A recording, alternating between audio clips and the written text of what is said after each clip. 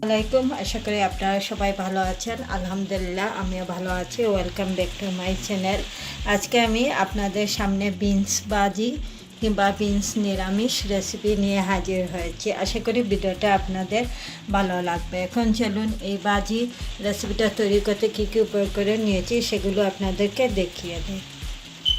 ভাজি রান্না করার জন্য যেটা বিনস দিয়ে আজকে আমি ভাজিটা রান্না করবো, এখানে 700 গ্রামের মতো বিনস নিয়েছি, যেগুলোকে ধুয়ে কেটে রেখে দিয়েছি। স্বাদ মতো লবণ, তেল, দুটো টমেটো কুচি, আদা বন রসুন ফ্রিজিং 4 পিস, ধনিয়া পাতা 5টা কাঁচামরিচ, 3টা অনিয়ন কুচি। আজকে আমি এটা মুরগির উইংস, দিল এবং গিলা এইগুলো দিয়ে ভাজিটা রান্না করব। এবং এখানে কিছু মশলা নিয়েছি: হলুদের পাউডার, লাল মরিচের পাউডার, ধনিয়া পাউডার, কারি পাউডার, জিরা পাউডার, দালচিনি, এলাচি এবং তেজপাতা। এগুলো পরিমাণ যখন আমি চুলায় রান্না করব তখন আপনাদেরকে বলে দেবো। এখন চলুন কীভাবে এই বিনস ভাজিটা রান্না করি সেটা আপনাদেরকে দেখিয়ে দিই।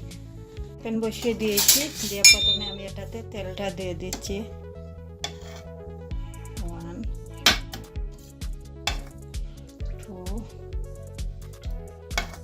3 4 টেবিল স্পুন পরিমাণ তেলটা আমি দিয়ে দিয়েছি। তেলটা গরম হওয়ার পর এখন আমি এটাতে বাকি উপকরণগুলো দিয়ে দেব। 2টো তেজপাতা, 3টা দারচিনি এবং 3টা এলাচি প্রথমে তেলের মধ্যে দিয়ে দিয়েছি। কঞ্চা কেটে রাখা পেঁয়াজ কুচি সেটাও দিয়ে দিচ্ছি। দিয়ে খুব ভালো করে পেঁয়াজটাকে প্রথমে ভুনতে হবে।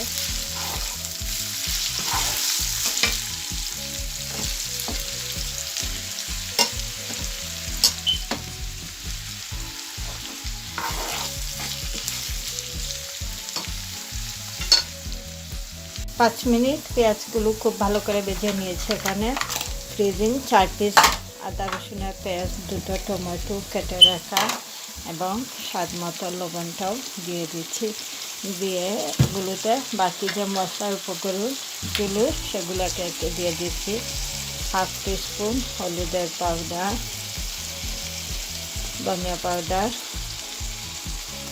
1/2 টিস্পুন, কারি পাউডার 1/2 টিস্পুন, জিরা পাউডার 1/2 টিস্পুন এবং জালটা আপনাদের পছন্দ মতো 1/2 টিস্পুন দিয়ে এখন খুব ভালো করে সব কিছু পেঁয়াজের সাথে মিশিয়ে আবারও আমি এগুলোকে ঢাকনা দিয়ে ডেকে দেবো খুব ভালোভাবে মশলাটা কষানোর জন্য। পেঁয়াজটা মোটামুটি কষানো হয়ে গেছে। এখানে আমি চিকেনের যে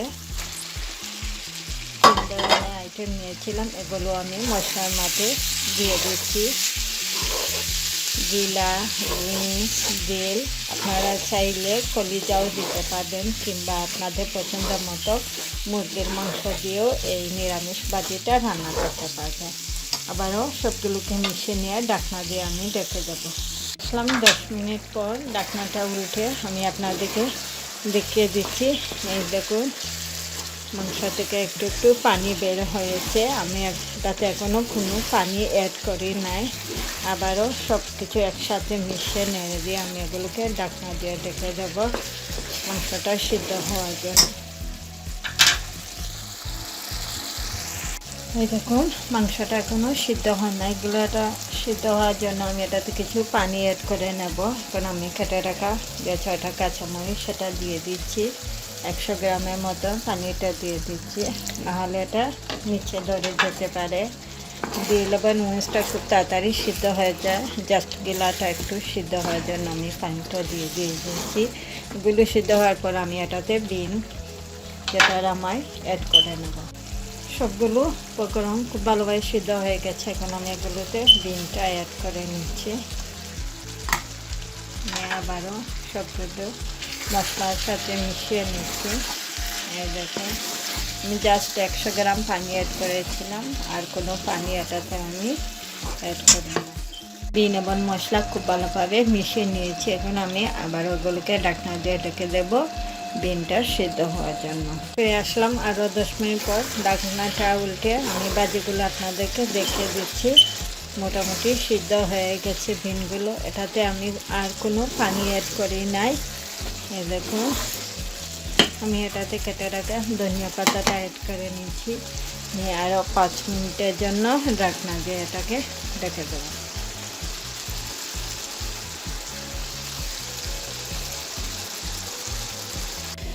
ফিরে আসলাম আরও 5 মিনিট পর।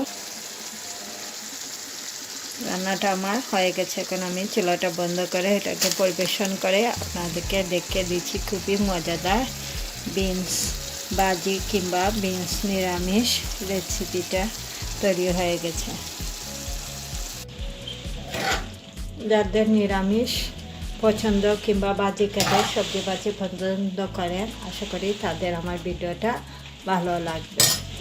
আমি একটা সার্ভিং বাটির মধ্যে নিয়ে নিয়েছি। এই দেখুন উপরে উইন্স গিলা দিল সব কিছুই দেখা যাচ্ছে। আজকে আমি এটা রুটির সাথে পরিবেশন করেছি। আপনারা চাইলে পরোটা, নান রুটি, সাদা ভাত সব কিছুর সাথেই খেতে পারবেন বিনস ভাজি কিংবা রামাই ভাজি রেসিপিটা।